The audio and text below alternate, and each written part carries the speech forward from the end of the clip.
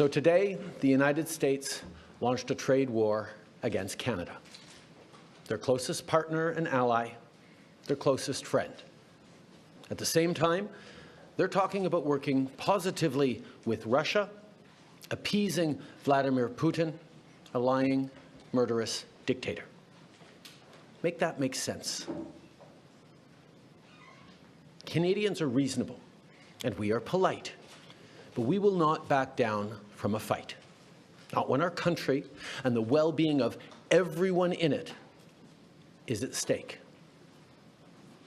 At the moment, the U.S. tariffs came into effect in the early hours of this morning, and so did the Canadian response. Canada will be implementing 25% tariffs against $155 billion worth of American goods, starting with tariffs on $30 billion worth of goods immediately, and tariffs on the remaining $125 billion of American products in 21 days' time. Encore aujourd'hui, on se voit forcé d'imposer des droits de douane de 25% sur 155 milliards de dollars américains de marchandises. 30 milliards de marchandises américaines, excusez-moi. 30 milliards de dollars de façon immédiate et dans 21 jours, 125 milliards de dollars de marchandises de plus. Today, we will also be challenging these illegal actions by filing dispute resolution claims at the World Trade Organization and through the USMCA.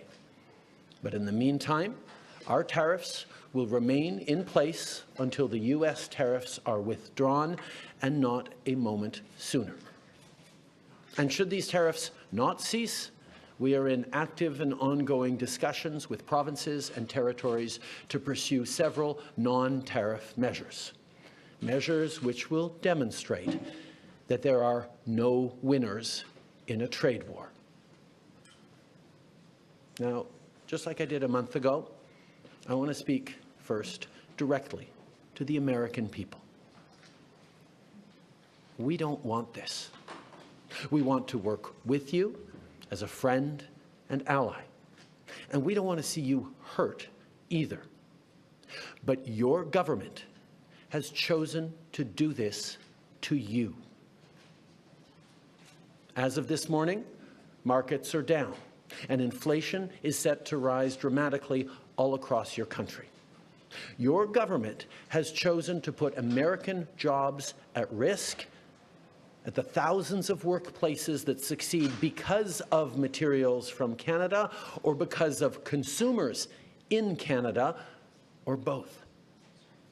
They've chosen to raise costs for American consumers on everyday essential items like groceries and gas, on major purchases like cars and homes, and everything in between.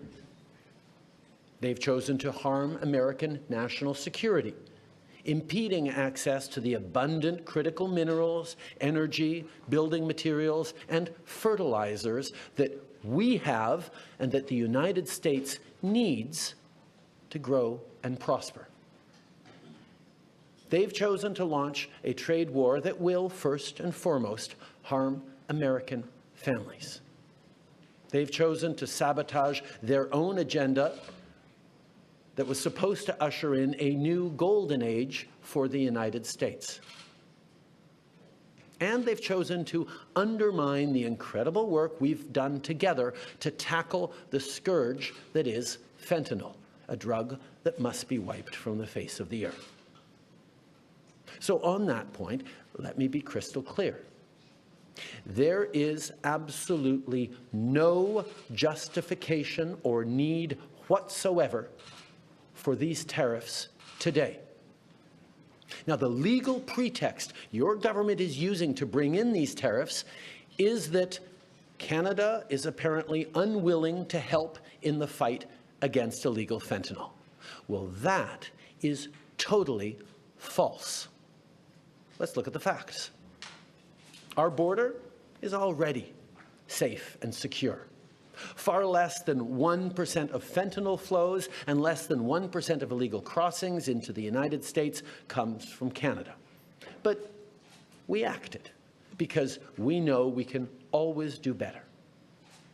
We responded to concerns, including from the President, by implementing an ambitious $1.3 billion border plan. A border plan that includes generational investments in new AI and imaging tools to stop the flow of fentanyl in its tracks, stronger coordination and information sharing with American agencies, along with the deployment of drones, helicopters, and additional personnel to keep our border secure. Now, a month ago, as part of an agreement with the United States that paused the tariffs, we made further commitments.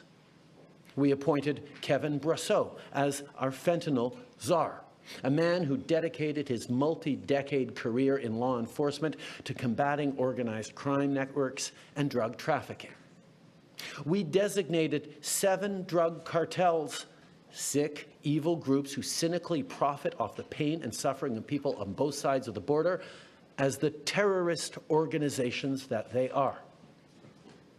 And just yesterday, we launched a new joint operations partnership supported by a $200 million investment between Canada's security and law enforcement agencies, a partnership that will enhance the coordination of information and intelligence in order to thwart criminal gangs involved in the illegal fentanyl trade. And critically, our actions are working. As the U.S. Customs and Border Protection just acknowledged, there was a 97% drop in fentanyl seizures from January compared to December, to a near zero low of less than half an ounce seized in January, even with all the further enforcements and actions we've taken at the borders. In sum, we stepped up. We engaged closely and constructively with the President and his administration. We did everything we promised. We stuck to our word. And we did it because we believe in working together to protect our citizens. Now I want to speak directly to one specific American, Donald. In the over 8 years you and I have worked together, we've done big things. We signed a historic deal that has created record jobs and growth in both of our countries. We've done big things together on the world stage, as Canada and the U.S. have done together for decades, for generations. And now we should be working together to ensure even greater prosperity for North Americans in a very uncertain and challenging world. Now, it's not in my habit to agree with the Wall Street Journal, but Donald, they point out that even though you're a very smart guy, this is a very dumb thing to do. We two friends fighting is exactly what our opponents around the world want to see. And now, to my fellow Canadians, I won't sugarcoat it. This is going to be tough, even though we're all going to pull together, because that's what we do. We will use every tool at our disposal so Canadian workers and businesses can weather this storm. From expanding EI benefits and making them more flexible to providing direct supports to businesses, we will be there as needed to help. But Canada, make no mistake, no matter how long this lasts, no matter what the cost, the federal government and other orders of government will be there for you. We will defend Canadian jobs. We will take measures to prevent predatory behavior that threatens Canadian companies because of the impacts of this trade war, leaving them open to takeovers. We will relentlessly fight to protect our economy. We will stand up for Canadians every single second of every single day, because this country is worth fighting for. Les derniers mois ont été stressants et honnêtement épuisants pour nous tous. Mais je crois qu'on peut être rassuré par l'incroyable solidarité dont on a tous été témoins entre nous. Solidarité entre nos entreprises, nos syndicats, notre société civile, les communautés autochtones et tous les Canadiens.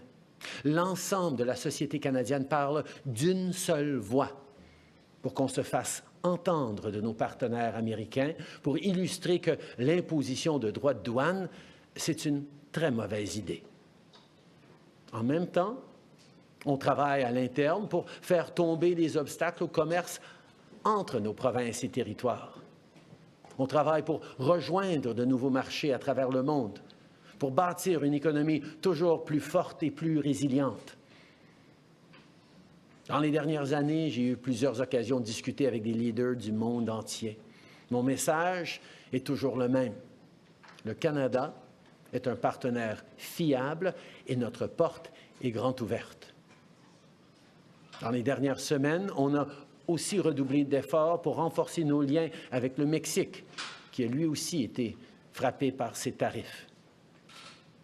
Ensemble, on va chercher de nouvelles façons de collaborer et de s'appuyer l'un sur l'autre pour faire face à cette menace. Face à l'incertitude, face à l'inquiétude, les Canadiens ont fait preuve de tellement de solidarité. Je vous ai vu partager des listes de produits canadiens pour aider vos proches à appuyer les entreprises d'ici. Je vous ai vu changer vos plans de vacances et opter pour des magnifiques destinations touristiques qu'on a ici chez nous, au Canada. Je vous ai vu redoubler d'efforts pour soutenir nos petites entreprises et nos travailleurs. Je vous ai vu vous porter à la défense de notre culture et la faire rayonner. Je vous ai vu encourager nos athlètes avec une ferveur sans précédent. Moi qui croyais que je ne pouvais pas être plus fier de notre pays et de mes compatriotes. Mais j'ai encore quelque chose à vous demander. Lâchez pas. C'est le moment de redoubler d'efforts, de se tenir debout pour notre pays, de faire tout ce qu'on peut pour choisir le Canada, pour défendre le Canada. On va passer ensemble à travers des moments difficiles. Mais après vous avoir vu aller dans les dernières semaines, j'ai jamais été aussi optimiste quant au futur de notre beau pays, malgré tous les défis qu'on va être en train de vivre ensemble. Le Canada reste le meilleur pays sur Terre. On a tellement de raisons d'être fiers de notre chez-nous, de ces quelques arpents de neige. Mais surtout, je suis fier de notre capacité à nous serrer les coudes quand vient le temps. Les Canadiens ont différentes origines, différentes langues, différentes croyances. Mais quand vient le temps de défendre notre pays, on le fait d'une seule voix, main dans la main. À travers vents et marées, les Canadiens peuvent toujours compter les uns sur les autres. Now, we've been through tough spots before. But every time we've faced long odds and seemingly insurmountable obstacles, we've not only survived, we've emerged stronger than ever. Because when it comes to defending our great nation, there is no price we all aren't willing to pay. And today is no different. Merci beaucoup, mes amis. Thank you very much, Mr. Prime Minister. Merci beaucoup. We will now take 20 minutes of questions. Nous prendrons 20 minutes de questions. One question, one follow-up. Une question, un suivi. Merci. Hi, Prime Minister. Tom Perry with CBC. You're reaching out to the President today. You're speaking directly to him. We heard from U.S. Vice President J.D. Vance, who says that Donald Trump will be speaking to Canadians. And he also says that he wants to see more progress on fentanyl. So my question to you is, do you have any conversation scheduled with Donald Trump in the coming days? Is that something maybe your successor should do? And do you really believe that this is about fentanyl, or is there something larger at play here? I have offered to speak to Donald over the past number of days, and I expect to speak with him in the days to come. I'm always there to talk with him about the importance of working together to take on the world at this time. The facts show very clearly that in terms of taking action on fentanyl, we are doing everything that is necessary, and not just for the United States, for ourselves as well, as Canadians are suffering as well from the scourge that is illegal fentanyl. We have laid out extensive plans, actions, cooperations, including as recently as the past days in Washington, and they have always been very well received. And the numbers bear that out. I think in what President Trump said yesterday, that there is nothing Canada or Mexico can do to avoid these tariffs, underlines very clearly what I think a lot of us have suspected for a long time, that these tariffs are not specifically about fentanyl, even though that is the legal justification he must use to actually move forward with these tariffs. Monsieur Trudeau, en français, à part l'allocution que vous avez eue envers Monsieur Trump, lui avez-vous parlé au cours des derniers jours, des dernières heures? Non. Je me suis mis à sa disposition pour parler pendant les derniers jours, comme on avait fait il y a 30 jours. J'espère lui parler dans les jours à venir. Je suis toujours ouvert pour parler. And, sir, you mentioned this off the top. You're seeing the United States seemingly moving closer to Moscow. This is the same day that the United States has announced it's suspending aid for Ukraine. The Kremlin just said that U.S. foreign policy now is in alignment with Russia. So how do you successfully, or your successor, successfully negotiate with a president who seems to regard his friends as his enemies and his enemies as his friends? In this regards, Canada and Canadians are very clear. We know who our friends are. We know who our opponents are. And there is no question that Vladimir Putin and his attack not just on Ukraine, but on the rules-based international order, on the founding principles of the United Nations, is an opponent of Canada. I think the question that we all need to be watching closely is, what do the American people think?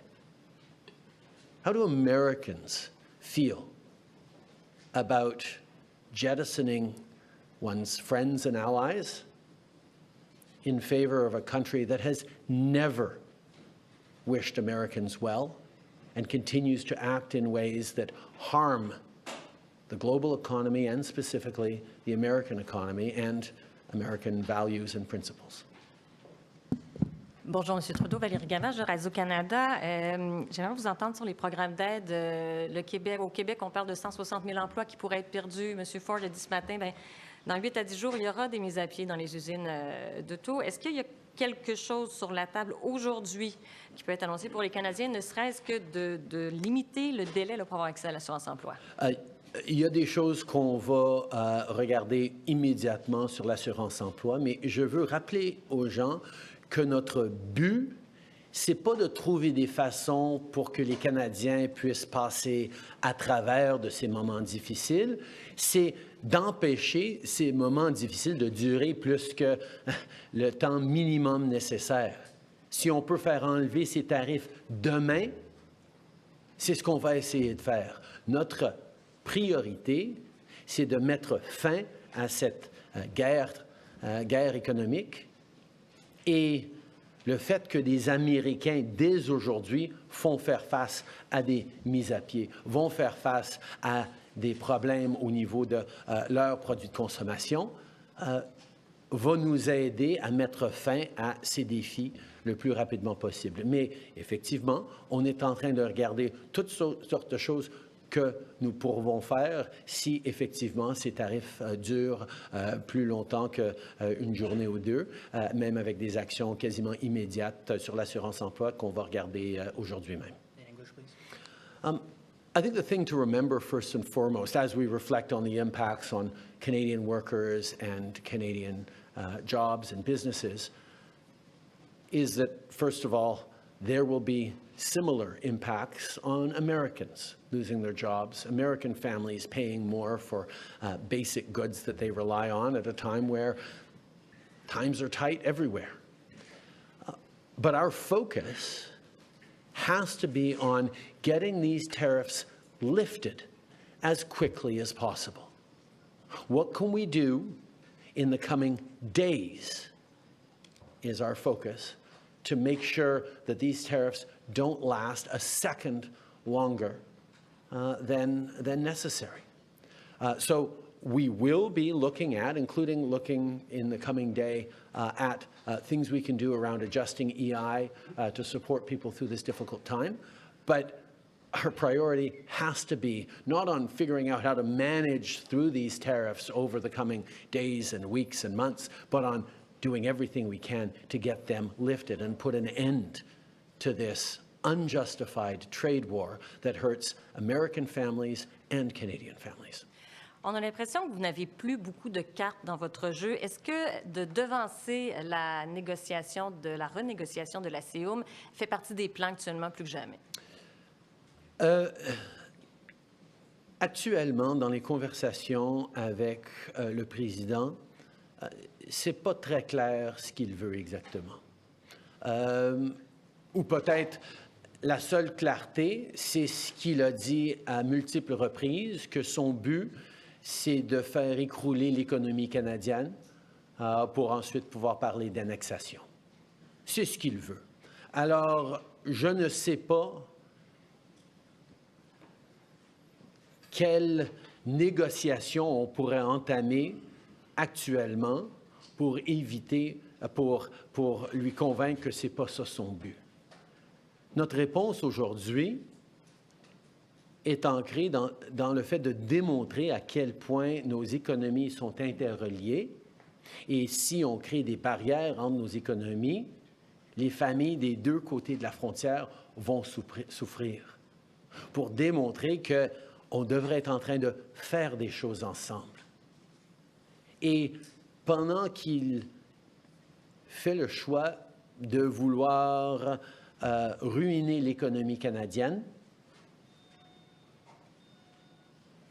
je ne sais pas si devancer des négociations dans une situation de si mauvaise foi dans laquelle on se trouve maintenant, où il amène des tarifs sans aucune justification factuelle aujourd'hui, je ne sais pas si d'ouvrir les négociations, on serait toujours ouvert à le faire s'il le voulait, mais ce n'est pas un enjeu dont il a parlé pour le présent.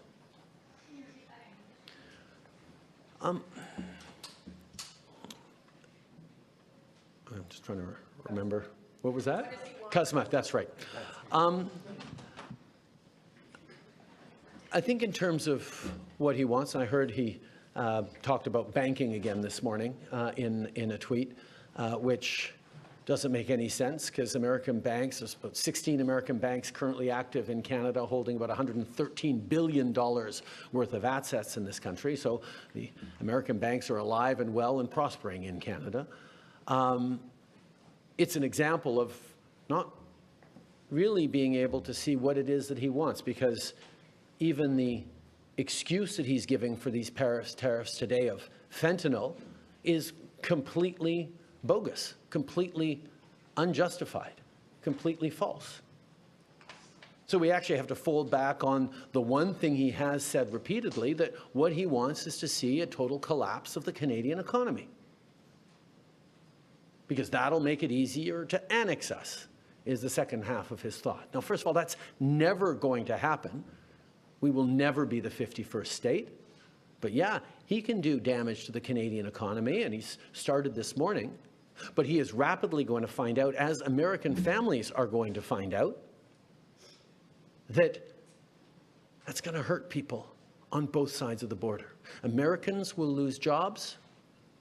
Americans will be paying more for groceries, for gas, for cars, for homes, because we have always done best when we work together.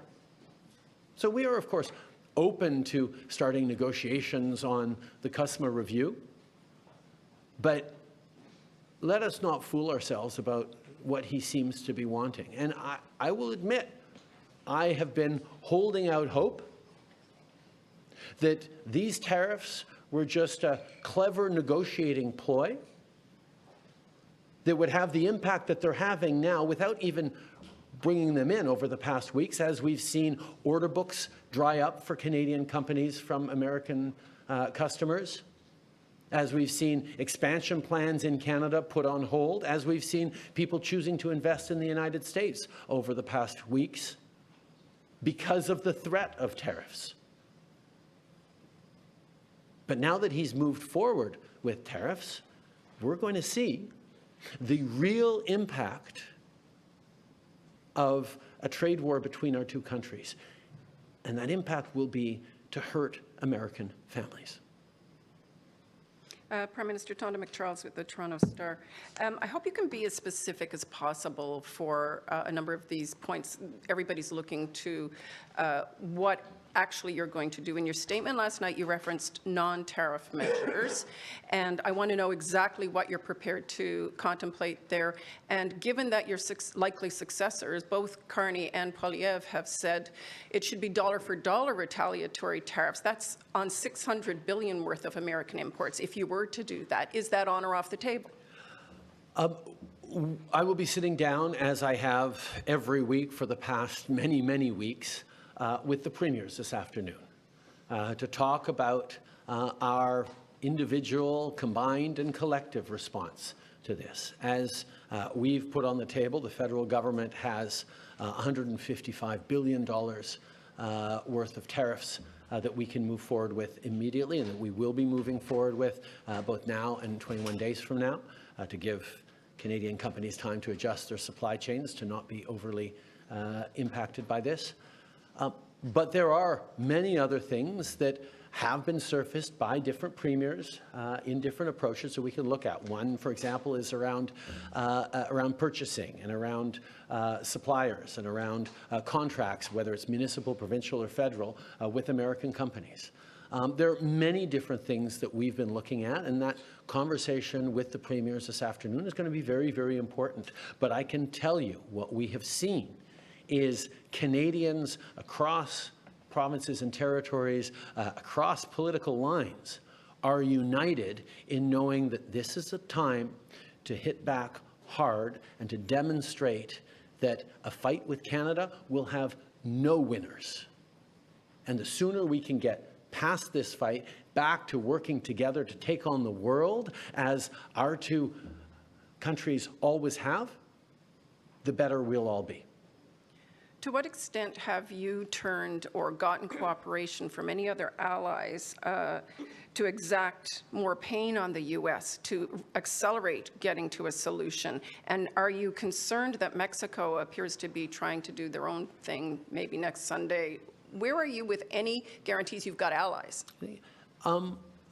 I've just spent quite a bit of time over these past couple of weeks meeting with European and international allies to talk about a number of different things, including standing up for the rules-based order by defending Ukraine, but also being there for each other in a more challenging and uncertain world. And I can tell you that every country is very, very aware that if the American government is willing to do this to their own closest ally, neighbor, and friend, everyone is vulnerable to a trade war. And our ability to work together thoughtfully and strategically to make sure we're supporting our citizens, we're doing things together in a more diversified way, is something that is on the mind of all of our allies. En français, vous en êtes où dans les discussions avec les alliés, que ce soit européens ou mexicains? Comme vous savez, au cours des dernières semaines, j'ai eu beaucoup de conversations en personne avec plusieurs de nos alliés et nos amis européens et à l'international. Tout le monde est inquiet.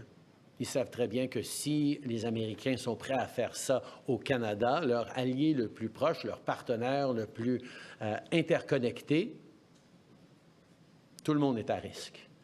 Et notre capacité, donc, de travailler ensemble, d'en faire plus ensemble, de diversifier nos chaînes d'approvisionnement de façon encore plus délibérée, est une conversation qu'on est en train d'avoir et vont continuer d'avoir avec nos alliés.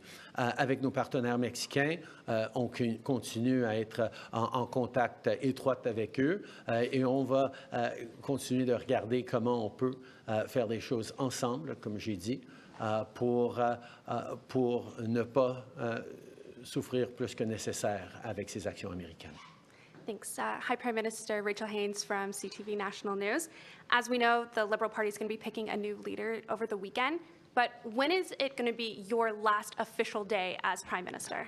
That will be up to a conversation between the new leader and myself to figure out how long a transition is needed. It should happen reasonably quickly, but there's a lot of things to do in a transition like this, particularly at this complicated time in the world. Ma dernière journée sera déterminée une fois que le nouveau chef du Parti libéral sera choisi. C'est une conversation sur combien de temps vont être nécessaires pour la transition. Il y a énormément d'éléments à considérer, mais je sais qu'on veut faire ça assez rapidement. Thanks. So it sounds like it won't be immediately on March 9th or March 10th. So it sounds like you'll probably still have some time remaining to put in some more actions on this. Is one of those things that you're considering going to be taxing oil, gas, and potash exports, even if premiers don't consent to that? As I said, the most important thing we're facing, as I've said, the most important thing we can do is ensure that Canadians remain united. That's why whatever response, individually or collectively, we do across the country, we have to make sure that no single part of the country is carrying a greater burden or suffering any more than everyone else. This is going to be tough for all of us, but we need to be pulling and holding Canadians together every step of the way. And that's the conversation I'm going to be having with the premiers this afternoon in our now weekly meetings. There will be many different ideas we discuss, but the most important thing, more important than doing specific or effective pressure points on the United States, is keeping Canadians united together. As we go through the pain that these American tariffs will inflict on our economy, on our workplaces, on Canadian families, we will be able to say this is happening to us by the decisions of a different government. As American families suffer the impact of these tariffs, of this trade war with Canada, they will be saying this is happening because our own government is choosing to do it to us. That's a very different proposition. And the most important thing right now, more important than anything else, is for Canadians to remain united. And that's why all premiers will be focused on things that make sure Canadians don't get divided amongst ourselves. This is a time for us to pull together, because the Americans will be having very real and very challenging debates and discussions about these actions. There will be no debate in Canada about whether or not we should be pulling together and responding. Everyone is aligned on that, and protecting that is job one for the Canadian government and the Canadian Prime Minister. Hi, Mr. Trudeau. Okay. Évidemment, il y a différentes choses que différentes provinces ou secteurs peuvent faire pour appliquer de la pression sur les États-Unis. Et il y a plusieurs idées qui ont été mises sur la table, mais je veux être extrêmement clair que ce ne sera pas le fait qu'il y a une région ou une industrie au Canada qui souffrira ou qui portera un plus large fardeau que d'autres. On doit être équitable dans notre réponse et dans nos appuis. Parce que la chose la plus importante dans toute cette affaire, c'est que les Canadiens restent unis. Et c'est de ça que je parlais avec les premiers ministres des provinces et territoires cet après-midi, que l'unité de mission et de courage et de détermination dont les Canadiens vont faire preuve dans les jours et semaines à venir va être notre arme la plus effective. Parce que les familles canadiennes qui vont faire face à des impacts négatifs à cause de ces tarifs vont être en train de dire « Mais nous, on va se tenir ensemble en tant que Canadiens parce que c'est un autre pays qui nous est en train de faire cela. Et nous, on va tenir bon, puis on va réussir à passer à travers. » Les familles américaines qui vont voir des pertes d'emplois, qui vont voir des augmentations de prix à cause de ces tarifs, eux, ils vont devoir se dire « C'est à cause de notre propre gouvernement qu'on est en train de souffrir maintenant. » Et ça va amener des conversations extrêmement difficiles entre Américains sur le pourquoi de cette guerre commerciale injustifiée. We will take one last question and follow up. Thank you. Hi, Mr. Trudeau. Mackenzie Gray with Global. You mentioned the markets earlier. Someone who knows a thing about them, Warren Buffett, came out and said that these tariffs could be viewed as an act of war. Does the Canadian government believe these tariffs from Donald Trump is an act of war from the U.S.?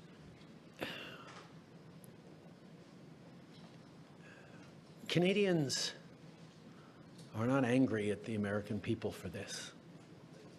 We don't have anything against Americans. Americans are our neighbors, our friends, our partners. We do things together. We've done things together for decades and generations. This is a policy decision by the American government designed to go after the Canadian economy. This is a trade war, yes. But Canadians are hurt. Canadians are angry. We're going to choose to not go on vacation in Florida or Old Orchard Beach or wherever. We're going to choose to try to buy Canadian products and forego bourbon and other classic American products. And yeah, we're probably going to keep booing the American anthem. But let me tell Americans, we're not booing you. We're not booing your teams. We're not booing your players. We're booing a policy that is designed to hurt us. And we're insulted. And we're angry. But we're Canadian, which means we're going to stand up for each other. We're going to fight. And we're going to win. There are probably a lot of folks watching on TV today who've been laid off or they were told not to come into work today because of these tariffs. Can you explain to them why you've not announced any relief measures today to help those folks out? As I've said, our entire focus has been on preventing these tariffs from coming in, if there was at all a way, and it now looks like there was never a way we were going to be able to avoid these tariffs that the President was determined to do. And our focus now is going to be on making sure that they get lifted and that there is an end to this trade war as quickly as possible. But over the past month, we have been working on measures that if these tariffs last longer than a few hours or a few days, we be able to help Canadian citizens, Canadian workers, Canadian companies make it through this time. But let's also be clear, this is going to be tough. The American trade war is going to hurt the Canadian economy and is going to hurt all of us. What our government needs to make sure we're doing is try to make sure that nobody goes hungry and that everyone carries their share of this. And that's a hard thing to do, but that's where we're leaning in, both as a federal government and with provinces and territories on responses to be there for Canadians. Thank you, Mr. Prime Minister. Merci. That concludes today's press conference.